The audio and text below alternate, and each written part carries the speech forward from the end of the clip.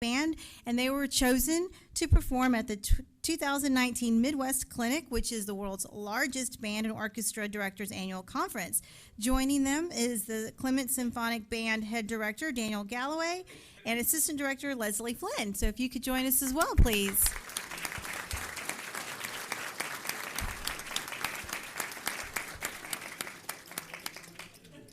Outstanding work, students.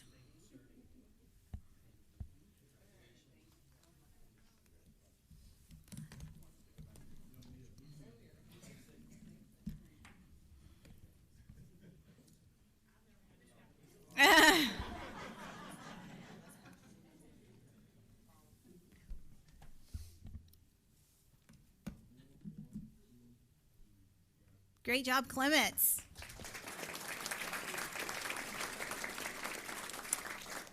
We have one more group of outstanding students this evening. Garcia Middle School, they've got representatives here. They were also selected to perform in the 2019 Midwest Clinic. Can I please start with Rishal Patal and Mintu Win? Could you please come in, please?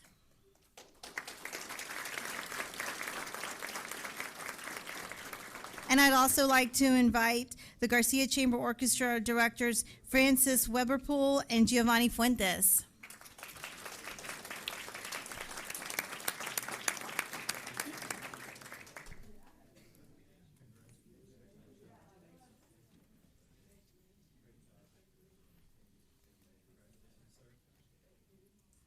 And we're going to get a group picture. So students, if you can join us in the middle, that would be great.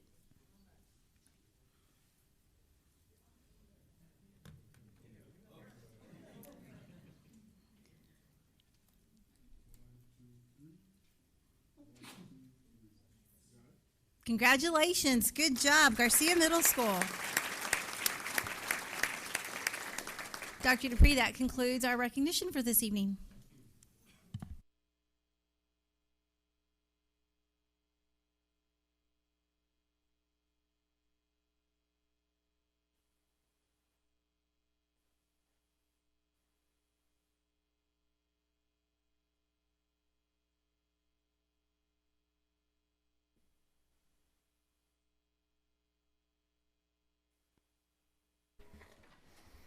Next on the agenda this evening are our audience items. As you step up to the mic, each person that is signed up will have 3 minutes to speak. Mr. Rosenthal will keep the time, and he will let you know when you have 30 seconds remaining. First up is Francis Rachillik. Please hold your applause. Thank you, ma'am. You'll have 3 minutes, and Mr. Rosenthal will give you a 30-second warning. Thank you. My name is Francis Ricklick. I was on the Lakeview Vision Committee. I have had the opportunity to speak with many members of the community, and we are here today in our red shirts in regard to keeping the 1932 Lakeview Gymnasium as a functioning gym. It is a beautiful piece of our historical past that should be preserved. I am disappointed in Fort Bend ISD's decision to not follow the majority of the Vision Committee's desire to restore the gym as such. The committee was presented with schematics of several designs and asked to label our preferences 1, 2, and 3. We were told we must put at least one of our choices on the schematics to not keep the gym as a gym. Almost every choice, number 1 and 2, were on the schematics keeping the gym as a gym. Our third choice was not keeping it as a gym. When the final schematic was presented to us, the gym was repurposed, choice number 3. I stated then that the community would not approve. We asked to take a picture so we could show others, and we were told no, they wanted the board to see it first. At the October 21st board meeting, Dr. Dupree stated he'd had no emails or calls expressing any negative feedback, even though Ms. James had brought forth that many community members had voiced their concerns to her. Most of the community was not even aware of what was happening. From presentation of the schematics to the board approval was only 2 weeks. Nothing was published in the paper until October 23rd, after the board approval. In that article, there was no mention of repurposing the gym, and in the schematic, it appears the gym is still there. It just seems like there was insufficient effort by Fort Bend ISD to inform the community before board approval. The main reason Kirksey presented to us as to the reason to do away with the gym was an additional cost of $1.6 million. Many of us are questioning that number. In past bonds that were supported by this community, the monies we expected to see put into bettering our school have not come. We've never been a community who comes wailing and ranting for what we want. We brought our concerns to you in a respectful way, through the committee, and hoped the process would work. I feel the will of the committee and the community was ignored. The children who play in the gym today are the same ones as the ones who did it over 80 years ago, many running in the same footsteps of their parents or grandparents. Those kids love their big old gym, the only one like it in the entire district. 30 seconds. I know we must move toward the future, but this is a city who has lost so much of its identity already. As I pass the Imperial Sugar Char House and see it crumbling away, it sickens me. I turn the corner and I see the restored auditorium and I see hope. There are so many reasons to preserve our gym. It's part of our heritage, a part of our city's identity. It adds beauty and character to our neighborhood. It reminds us where we came from and who has walked before us, and that matters. I would ask that Fort Bend please reconsider and make a concerted effort to preserve our old historical gym. Surely in this day and age, we can find a way to be new and innovative without harming or destroying our heritage. Thank you, ma'am. Next, Dr. Jeff Ternosky. Sir, you'll have 3 minutes, and Mr. Rosenthal will let you know when you have 30 seconds left. Thank you. Members of the board, Dr. Dupree, thank you for giving me this opportunity to come to you and speak to you about something that's very deeply troubling and important to us. As we've talked in the past and as I visited with the community, I'm just asking the administration to consider 3 things moving forward. I spoke with my first grade teacher who was on that committee, and she said that we should always put the students first. And in that same spirit, I'm asking you to consider 3 options going forward. One, as we look at the artifacts from Lakeview, those that are not incorporated in the new design, would you open those up and make them available to our community as mementos of our past? That would mean a lot to us. Secondly, so many decades passed with educators that we looked up to, and they spent their entire careers on that campus. It would be fitting, sir, to name the communal spaces after those educators who devoted so much and impacted our lives. The library, the gym, or whatever area that we could all benefit from. And lastly, yes, the gymnasium. I ask that you reconsider one last look and exhaust every opportunity that we might have, every solution. Involve our community. We're ready and willing to put forth the work. Involve our business partners or historical reallocation of funds, whatever it is, we're that serious about it, and we ask that you look at it just one last time. Our family in over 100 years in this community, Sugar Land ISD to Fort Bend ISD, never found that it was necessary that we come and address the board on anything that troubled us or was so important to our community. Today is different. I've enjoyed the conversations we've had with several of you. I don't want those conversations to end. I want Lakeview, and I so much appreciate you keeping our school open. And if anyone says otherwise, they're wrong. We appreciate, and we really, really are deeply touched by keeping Lakeview open for many more generations to come. But let's work together. I think there's room for consensus. I think there's room for cooperation. I'm willing to try, and I expressed that before. We have a whole community that wants to save our gym. And that's all. Everything else will be gone except for the auditorium. But I'm asking you, please, on behalf of us, just give us one more opportunity, take one last look for us so that we can look our children in the eyes and say we did the best that we possibly could. We always want to focus on what Mrs. Madden said. We will always put our students first. And the things I've asked you to consider are considerations. I think they do put the children first. Thank you.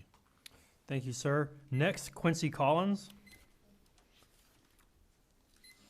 Good evening. My name is Quincy Collins. I am the founder of an organization called Families Helping Families in Houston. And basically what we do is we deliver a week's worth of groceries to families that are in need. So that also includes Thanksgiving dinner. So it's breakfast, lunch, and dinner for 7 days, and Thanksgiving dinner.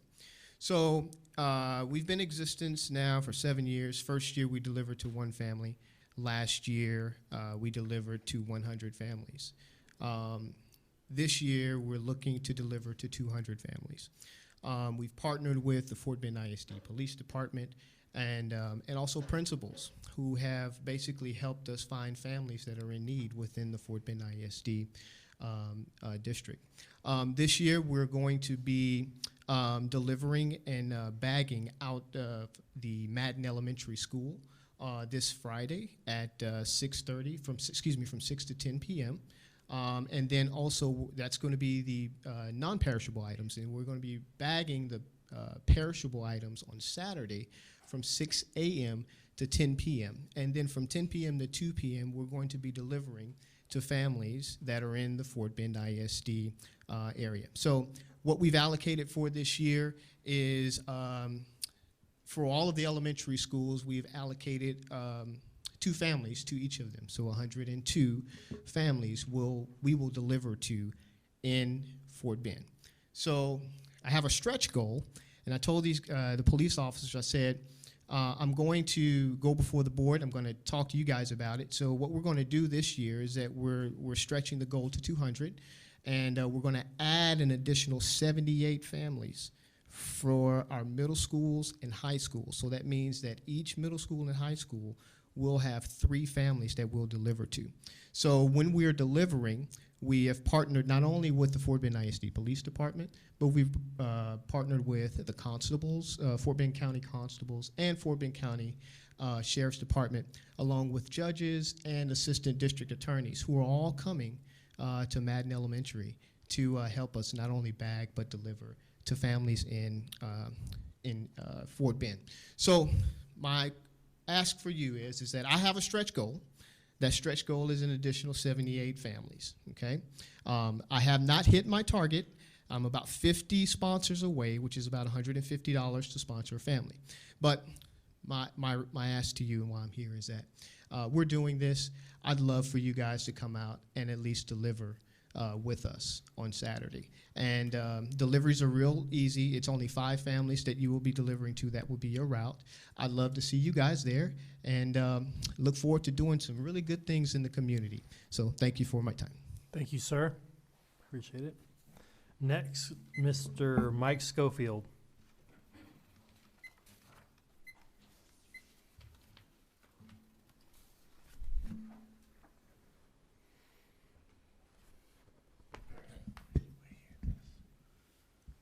Hello, Dr. Dupree and board. It's a privilege and an honor to speak to you.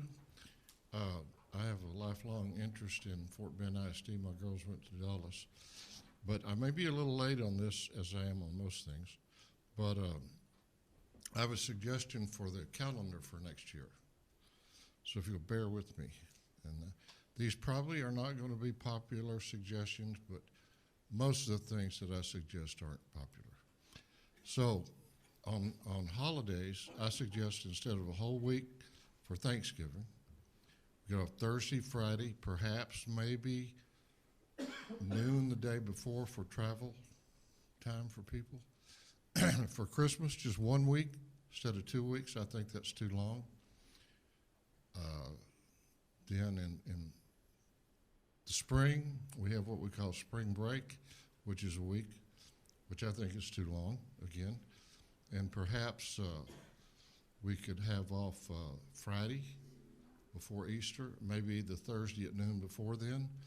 And I did a rough computing on this, and I know y'all are always scratching to find hours that the state mandates you to do. Well, this comes up with about 7 or 8 additional days of instruction.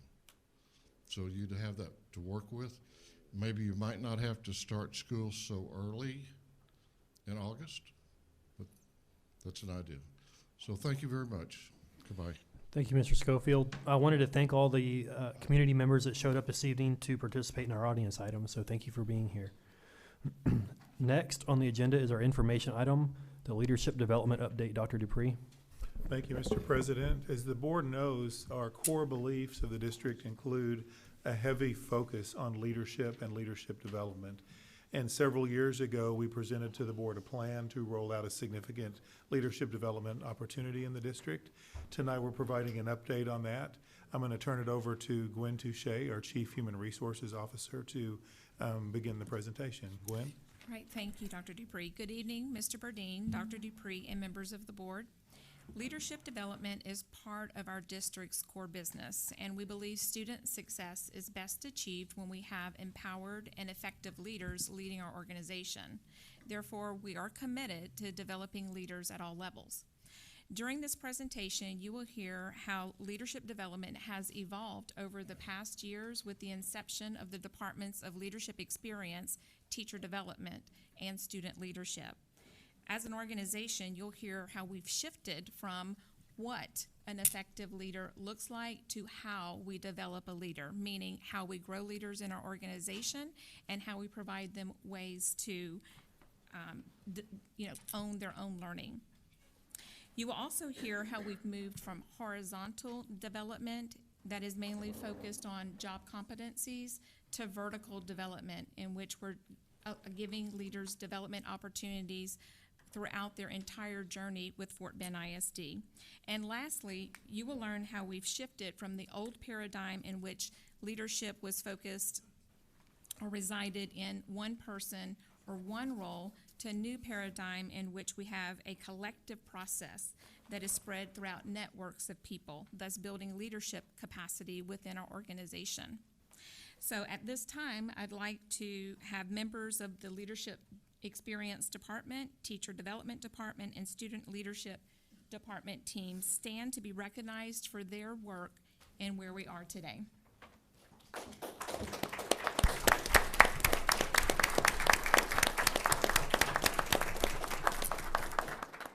Thank you.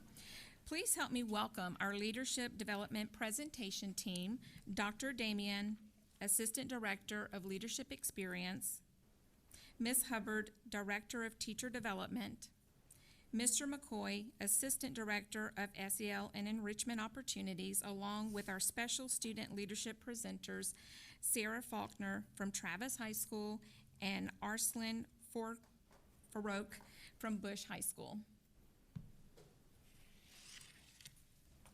Thank you, Ms. Touche.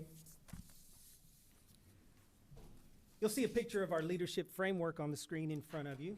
This was developed in 2016. It was approved shortly thereafter, during this same period.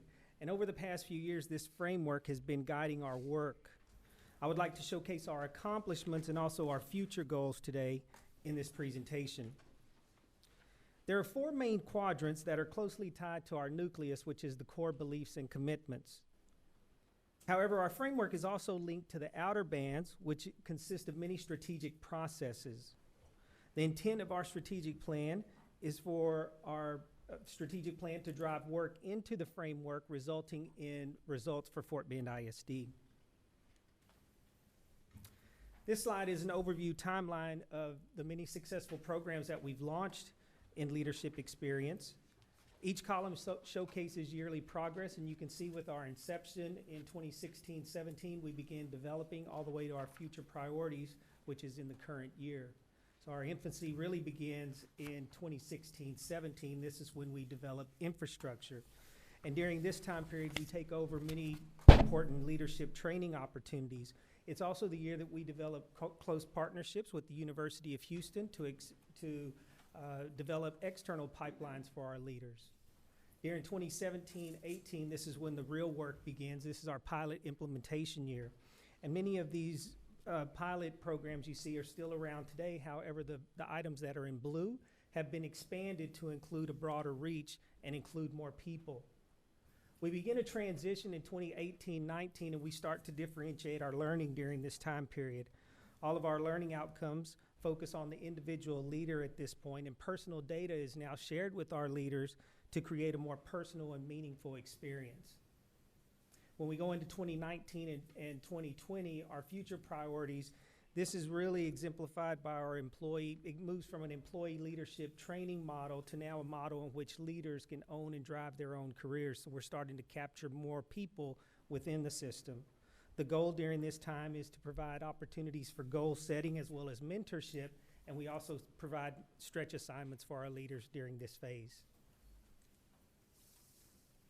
As we move through this life cycle of a leader visual, you can see during this time period that if we were to walk through a leader's journey from the moment they interact with the district, this is what they would experience.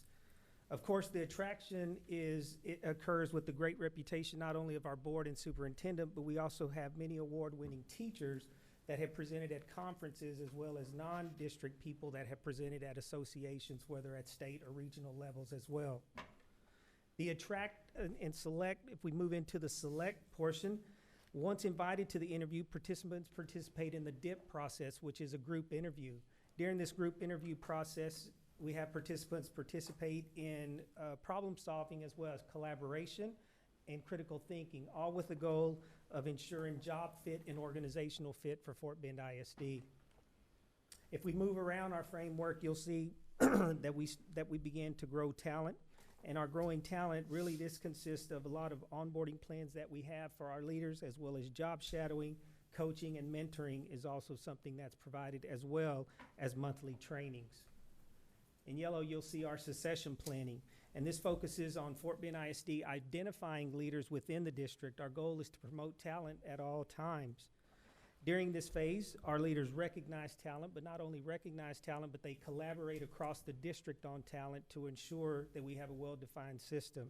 And then lastly, we identify high potential candidates, and we develop programs to help grow and develop these people as well. Offboarding may occur on the blue arrow that you see. However, that's not our first choice, but if that does happen, we do have a systematic way of capturing exit data from our leaders that do exit during this time. Our real goal is to keep them through the promotion phase. However, if promotion is not available, they can continue through the cycle and be up for promotion at a later time as well. As we move to our future priorities, you'll see that the heart of our future priorities lies in organizational health. This is a 3-year approach to enhance campus and departmental culture, all based on employee input and employee feedback. During this time, there are 10 components of organizational health, all aimed to improve student performance by improving the culture within the campus or at the department level. Performance management in the top left is the purple area. This is an area that ensures the alignment of individual efforts to our organizational goals. The process here is to focus on feedback and coaching of the individual to improve and maximize achievement at that level, resulting in organizational performance in the end. Our career path plans is in blue in the top right. Very structured process in which employees reflect and self-evaluate on their personal status and then develop action steps in order to achieve the goals that they are seeking for themselves. We encourage leaders to own and drive their own career and also create plans for themselves at this time. In the bottom right in red, you'll see empowering future leaders. And this is really a paradigm shift. It's a process in which employees are empowered to seek career development opportunities for themselves through strategically planned cohorts that we have. Employees, they develop their leadership capacity through peer and supervisor mentorship. They also participate in job shadowing opportunities, and at the very end, they complete a capstone project that is something of their own choosing, all with the goal of showcasing the talents that they have in developing their leadership skills. Principal pipeline is in green in the bottom left, and this is a partnership with the Wallace Foundation that we recently undertook. This initiative adds value by reducing principal turnover and also supporting and developing our campus leaders. Individually, as you look at these initiatives focus on specific leadership growth and development opportunities. However, when you look at them collectively, I want you to see that it ensures that leadership development remains vital within Fort Bend ISD. It focuses not only on strategic processes, but it also makes sure that our processes are aligned. And lastly, that they're impactful for all stakeholders. Now we're going to hear from Melissa Hubbard in teacher development.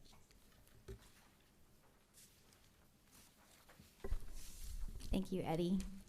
Dr. Damien had talked a little bit about the organizational approach to leadership development. And so I'm going to spend just a few moments really focusing in on the teacher leadership opportunities that we provide here in Fort Bend ISD to build capacity in our teachers. So what you'll notice here is kind of the timeline overview of how we have been utilizing the last few years. Fort Bend ISD invested in developing the Department of Teacher Development in 2015 and 16, and so that was the foundational year for the Department of Teacher Development. Following that, we spent a few years really defining those foundational components and building systems and structures for district level professional development. Last year in 2018-19, we embarked in providing differentiated professional learning for teachers in Fort Bend ISD. And that took on the approach of having a progression where teachers self-selected based on their needs, the professional learning that was most appropriate to their specific job role and their needs as a classroom teacher, while still being aligned with the district priorities. This year we have really focused and targeted on building internal capacity using the progressions of practice. So those documents have been foundation in providing professional learning for all stakeholders from the principal level to the teacher level to our teacher leaders, so that there's a strong alignment between what's happening in professional development with leaders as well as with teachers. So what you'll notice is that for our teacher leader opportunities, we have 3 different kind of categories in which teachers can engage in leadership opportunities. One of which is through a specific job role. So we have several job roles in the district, like a literacy intervention teacher, a math specialist, or an instructional coach, in which their specific job is to build capacity at the campus level, and they receive specialized professional learning related to their job role to build capacity. We also have teacher leader opportunities that are tied specifically to a stipend. And in those situations, the teachers receive compensation in order to help to lead the work at their campus level and take on some leadership opportunities at their campus. Most of our teachers in these positions are still classroom teachers. They are in the classroom with teachers and with students, and then they are engaging and learning to be a leader on their campus as well. And so some of the positions that we offer in that capacity are our professional learning leads, technology integration champions, department chairs, team leaders, and then our champion of gifted students. Lastly, we have cadres, and our cadres are a little bit more unique because the teachers can apply to be part of this learning opportunity, or they can be referenced into a cadre based on a principal recommendation. So the principal sees them as a leader in the campus and wants to promote that. In that particular avenue, these teachers are learning a very specific narrowed focus, such as the balanced literacy cadre, or the guided math cadre, or our curriculum writers. They get very specialized training, and our hope for this group of teachers is that they actually become a lab classroom environment where they are creating an opportunity for other teachers to learn from them. In this respect for cadres, it ties back to what Dr. Damien was saying about choosing your own path and giving teachers an opportunity to decide what they really want to learn about and diving in deep into that leadership opportunity. So regardless of which opportunity a teacher has engaged in with building capacity, we follow this specific cycle of learning.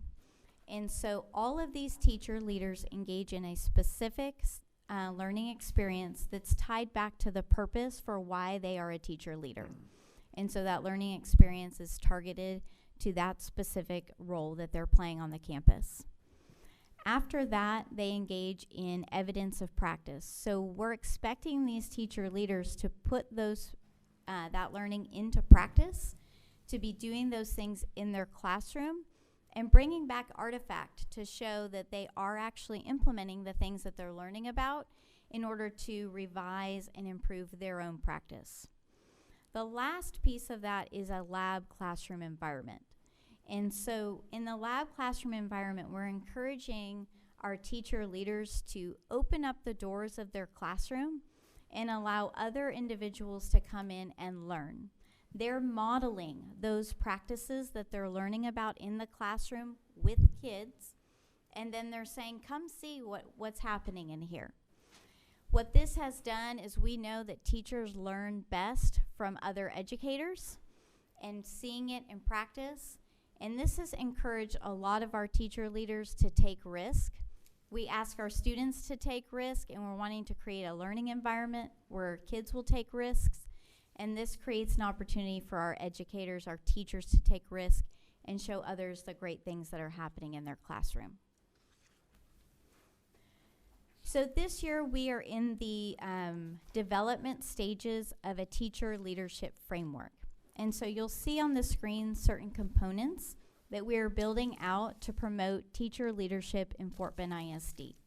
So we have various components here, such as a teacher leader profile, and we're working to develop professional learning that is very much targeted, as well as systems of collaboration where they're collaborating not only with each other, but with campus leadership as well.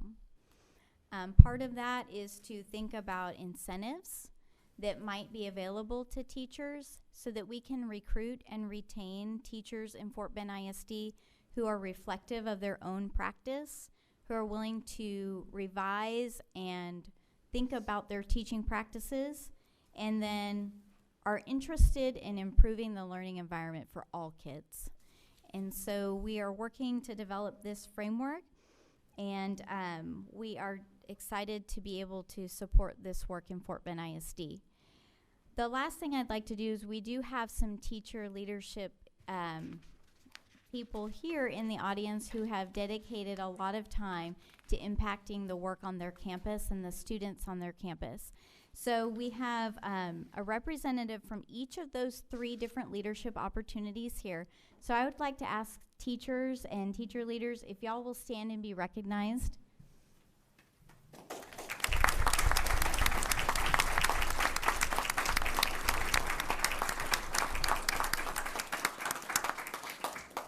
Now I'd like to turn it over to Mr. McCoy and the students.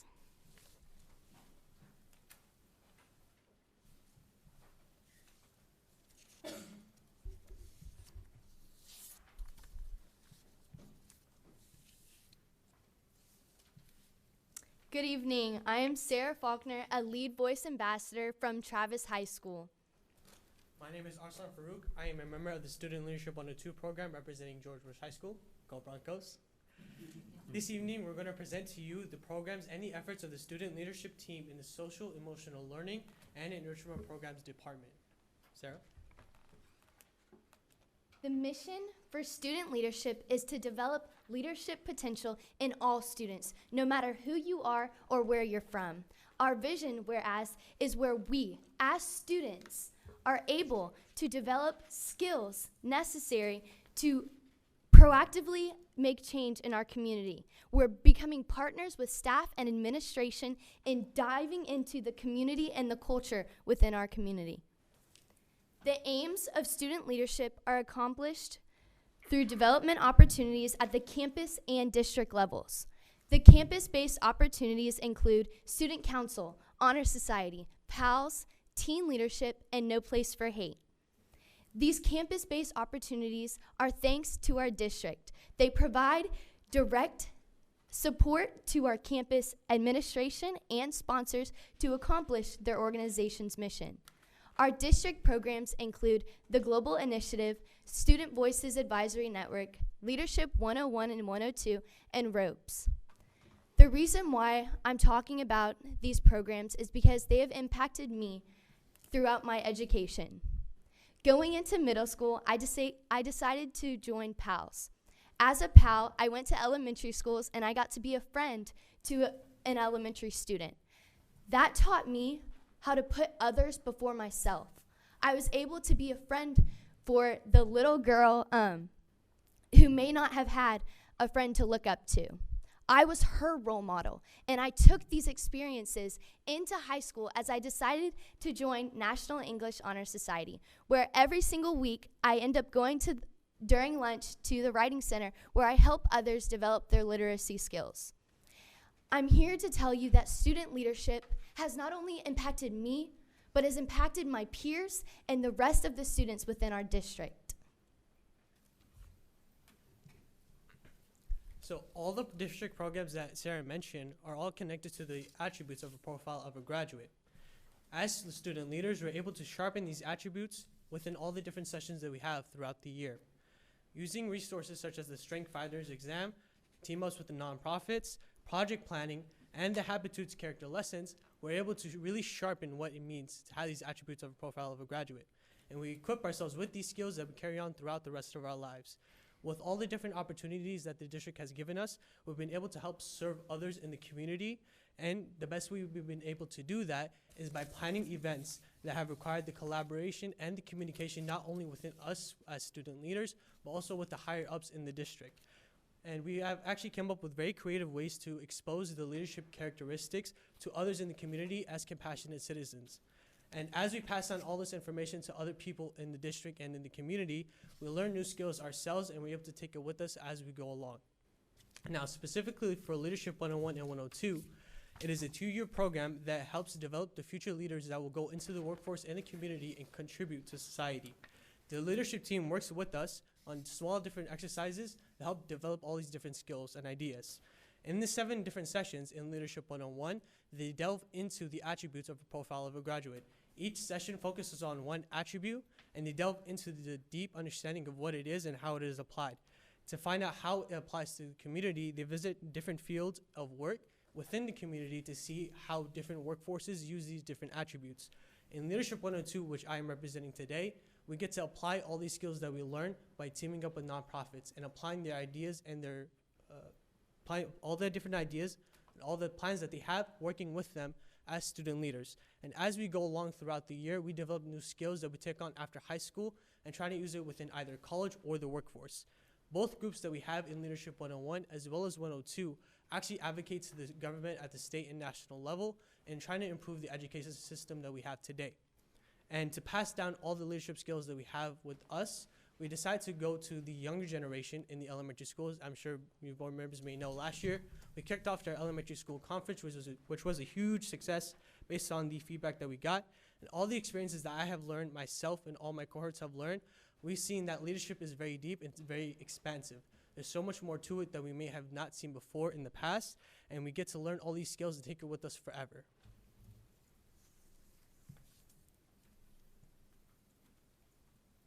As I mentioned before, I am a Lead Voices Ambassador, or a second-year ambassador for the Student Voices and Advisory Network. So what exactly does that mean? This year, I am the one who is hosting and facilitating the first-year cohort. What we do is we empower the students with the skills necessary to sharpen their advocacy and facilitation skills. So how are we implementing that within our community? Well, we host town halls in which we get the voices from all 11 high schools. Anyone is free to come to our town hall and provide their voice. Their right to bear voice is shown through our town halls. But we take it a step further, and we have decided to take that information that we get from the town halls, from our peers, from our teachers, from our students at our schools, and create central themes which we go on to create proposals for.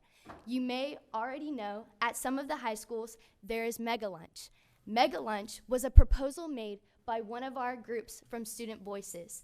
Every high school that was able to accommodate Mega Lunch implemented it at their high school. So seeing this impact directly from Student Voices, we take it even a step further than that by hosting our annual diversity conference, where we bring over 500 students from all 11 high schools to come together to celebrate diversity and inclusion and create solutions and ideas towards our theme. This year, it was mental health has joined the chat. From a lot of our town halls, from almost every high school, mental health was a topic that was extremely prevalent. So we decided to aim our diversity conference on that. At our conference, we focused on how mental health has joined the chat. And you can already see the impact in our schools, showing how amazing, I can't even explain how amazing our program is in implementing it. What we are seeing from the diversity conference this year from our theme is that people are already putting passion into it at our high schools, starting campus wellness coalitions focused on mental health, showing that student voices is not about what you get, but about what you give. And that's one of the great lessons that I've learned from being a part of this program.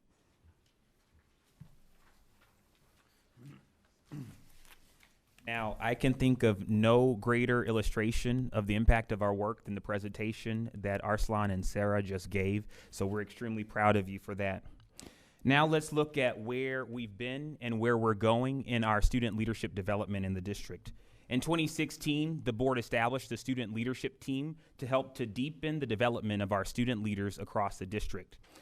And we then in 2017, after expanding and better understanding our work, started to look at how we can align our work to the district's leadership experience framework.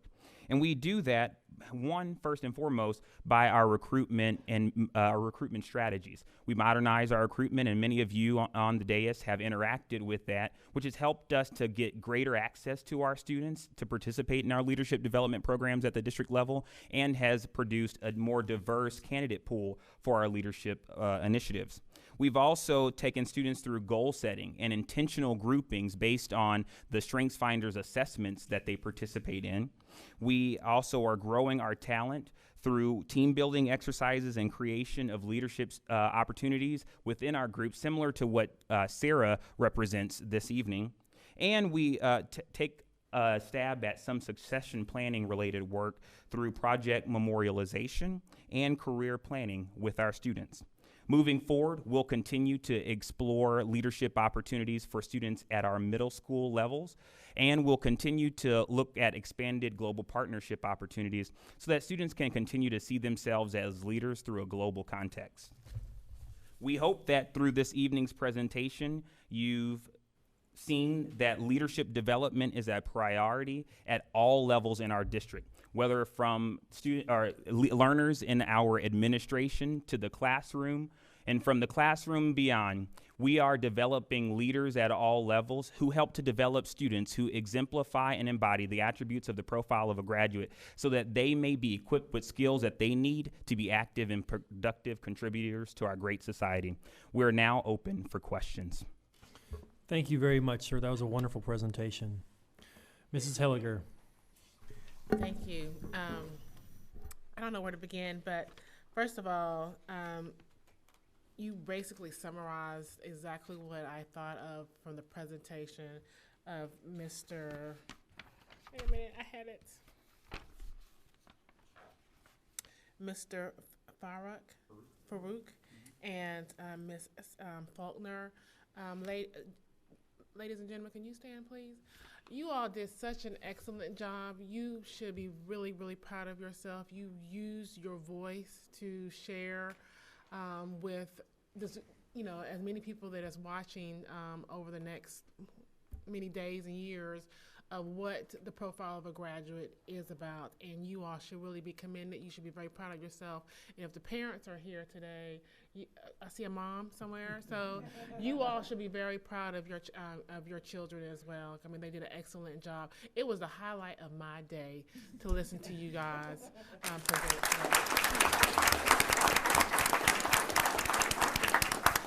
So, you all can be seated, thank you. So I do want to ask a question around, so I saw, this is an excellent presentation. It's a lot of work that was put into it around developing our employees, whether it be it looks like regular employee leadership as well as teacher leadership.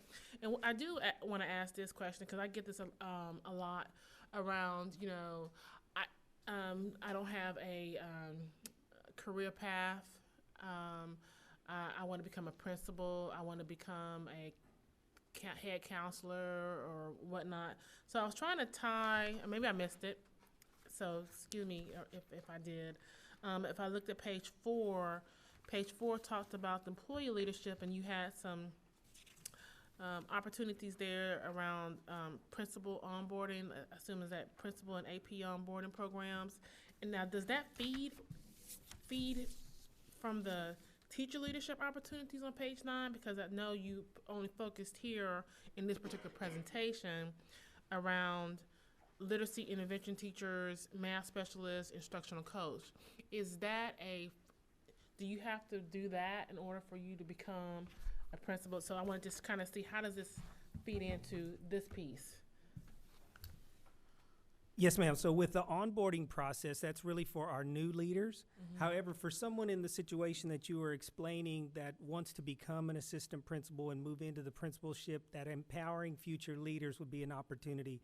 We've worked together with teacher development to identify who those teacher leaders are, and we're trying to identify these people to put them into a career path plan so they can grow and develop their careers and be ready for those positions.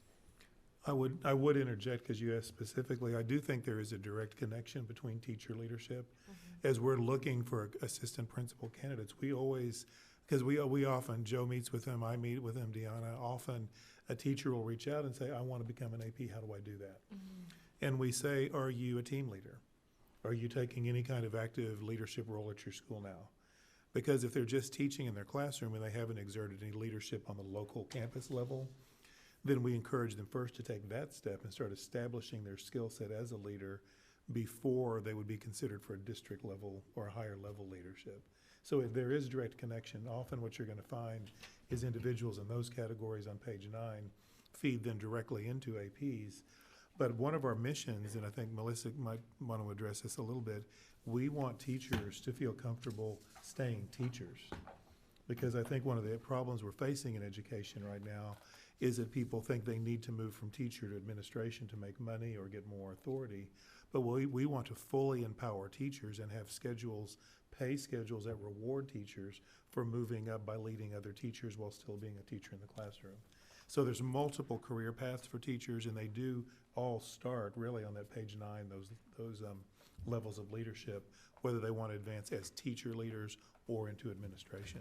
Oh, thank you, because I definitely understand that. I just want to make sure that from a visual perspective that we are addressing, you know, those who want to aspire a different route. You know, in my world, it's the technical path or the management path, and this is the same thing. It's the technical work of being a teacher, you know, and then there's, you know, the leadership role around being principals and whatnot. So I just want to make sure that that's kind of addressed, you know, and so people are truly clear with that. Because we get that a lot, especially people who are homegrown kind of thing. Okay, thank you. Thank you, Ms. Heliger. Mrs. James. Thank you, Mr. Burdine. So thank you for an excellent presentation. Really enjoyed learning all about being reminded of all the things that we've done and looking forward to the things that are coming in the future. So that was very exciting. I would echo what Ms. Heliger said. We get that question a lot from teachers and staff members wanting, well, how do I take that next step? So this was helpful to hear and to be reminded about that. One thing that occurred to me that I wondered about in relation to it is, do we, as part of our evaluation process for these teachers, do we do any discussion of leadership competencies or, you know, any kind of leadership assessment? Do we utilize any kind of leadership assessment tools or anything for our teaching staff? So we are working on a teacher leader profile as part of the framework, and we've gotten feedback from several different teacher leadership groups to help principals identify who they might need to tap into on their campuses who are exhibiting these kind of attributes, and also for teacher leaders to be reflective upon, are they exhibiting these attributes, and to do some goal setting related to those particular pieces of that profile. So if they're working on becoming better at being an activist for all students on a campus, then what goal setting do they need to set, and then what kind of learning can we give them to help them achieve that goal? So that's really, that's good, because sometimes my observation has been sometimes the teachers will wait maybe to hold back a little bit, either because being a teacher is really hard and there's already a lot of work involved, or because the personality tends to be not so much to put themselves forward. So some type of strength identifier, you know, might be of interest. And I know we have the leadership competencies, and maybe that can be incorporated. So that's just a thought. My next couple of comments, I guess, maybe Mr. McCoy, you would know the answer to this. Do we have similar to do we have a student leadership framework that we're working on that we have parts of, or is that in existence or under development, or what's the status? Yep, so we don't have a visual like Leadership Experience has, but we've worked with Leadership Experience to align to the existing framework that we have for our adult leaders, so that we give our students greater access to those same sort of resources that they're using to develop in Leadership Experience to our students. So right now, we don't have a separate framework. We've rather worked to meld and align with the existing framework. Okay, thank you. And that's probably, I heard you also say earlier that you're talking about working on your middle school leadership program.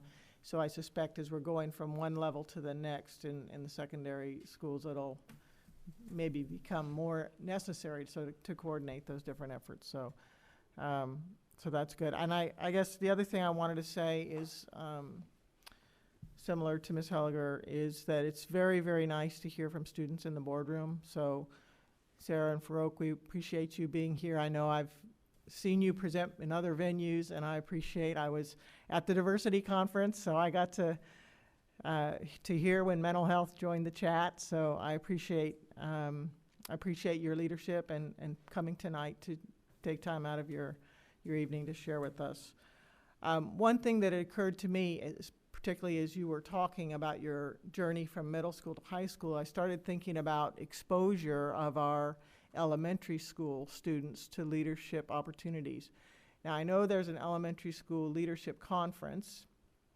I don't know much about it, but I also think, too, it just occurred to me that maybe some of our elementary school, if they're not being pushed or given the opportunity, they may be missed in the leadership development pipeline, if you will. So I'm just throwing that out there because, again, exposing kids and making sure everybody has a chance to be exposed to leadership and finding their place is important.